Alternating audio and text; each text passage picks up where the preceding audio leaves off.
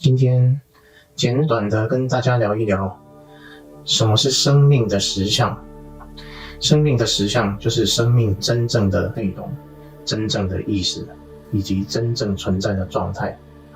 在佛学上，把生命的实相叫做空性。这个空性，很多人会把它搞错了，认为空性就是空无一物，其实并不是这样子。空性它不是空无一物，它指的是没有内容。这个没有内容跟我们所说的不解释有很大的关系。为什么我们探究生命的实相要不解释？因为那个内容会把我们混淆了，而看不到生命的实相。我在这里给大家举一个例子，各位现在可以看到我的手，看到我的手掌。你看到的手掌，一旦你认为它是手掌，那你就看到了手掌，而看不到生命的本质。为什么这么说呢？手掌它是一个意义，其实它只是你眼前的一个画面。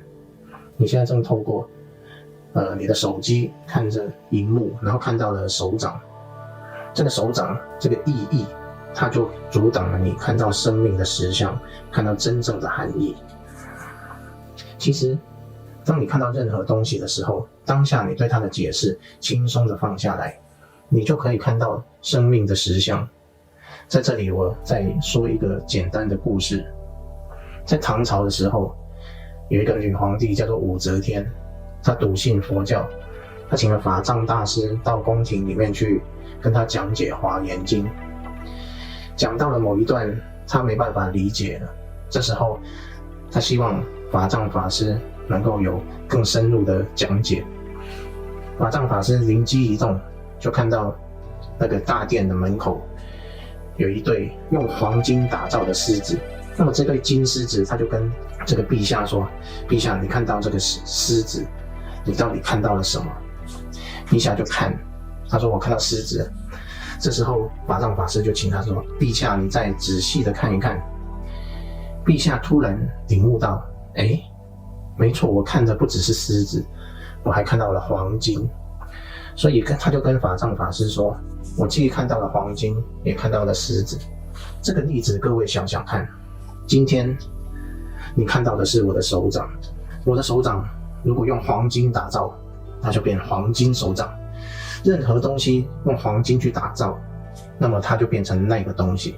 黄金打造的兔子，它就变成兔子；黄金打造的狮子，它就变成狮子；黄金打造的项链，它就变成项链。所有东西都是黄金打造的，然后它都变成了那个东西。这个就跟我们的生命的实相一模一样。各位看到的手掌，就像看到了黄金打造的东西是一模一样。它的本质并不是这个手掌，而是那个黄金。黄金代表什么？黄金就代表着我们的空性。也就是说，我们在这个世界上，你看到了所有的现象，你看到了墨子，你看到了手掌，你看到了手机，你看到了画面，不管你看到什么，它实际上全部都是由空性所形成的，而并非你所看到的那个东西。各位能够知道这个基础就是空性。整个宇宙，整个你所见到的一切，在你生命中能接触的、听到的、看到的所有的一切，全部都是由你本身的空性所显化的。再举个例子，各位如果在梦中，你梦到的一切是由什么所形成的？你梦到一座大厦，你梦到一只狗，你梦到一辆车，这些东西到底是什么去打造出来的？有什么东西去形成它的？你会说啊，这是我梦境所投射形成的。那么你的梦境到底是什么？你整个梦境到底是什么？就是你的意识本身。其实我们现在活的世界就是一个梦境，所以我们所有的一切都是投射出来的。什么东西投射出来的？意识所投射出来的，也就是所谓的空性。所以这个空性并不是空无所有，什么都没有叫做空性，而是它遍满一切，整个所有的一切都是空性所投射的，它就是空性的本身。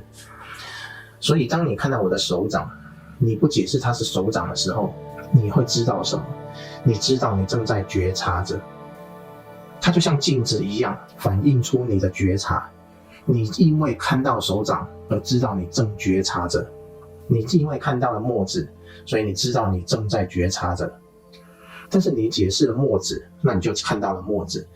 你如果对墨子没有解释，解释脱落，把解释放下的当下，你看着墨子，然后你知道你觉察着，但是你没有去知道你觉察什么，你把那个什么暂时放下来，这时候你就知道你正觉察着。